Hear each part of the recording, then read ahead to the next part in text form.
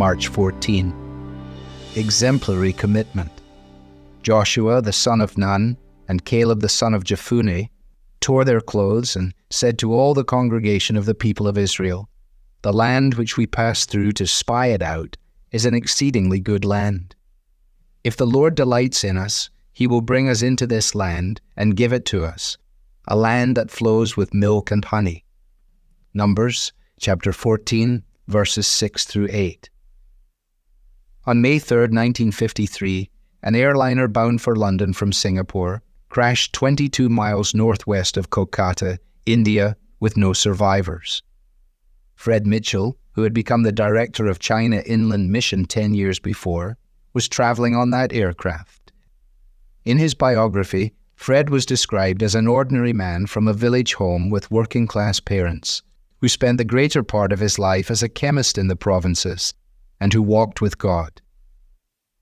Until Caleb the son of Jephunneh became a spy, appointed by Moses to scope out the land that God had promised to give his people, there was nothing to indicate that he was particularly significant or distinguished either.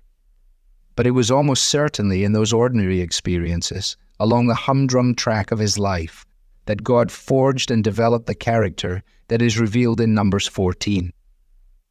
Crisis tends to reveal character. When the Israelite spies came back to report on their discoveries in Canaan, they announced that the cities were fortified and that we are not able to go up against the people, for they are stronger than we. We seem to ourselves like grasshoppers. And the people responded by accusing God of bringing them to a land where they would be killed. Caleb's commitment to God stands out. He was prepared to resist the tide of popular opinion. When the spies recommended not entering the promised land, he stood against them. When everybody was rebelling against God, he would not join them. He, along with his faithful friend Joshua, were the only men to advise courageous obedience to God. Caleb was certain of what could be accomplished by God's power.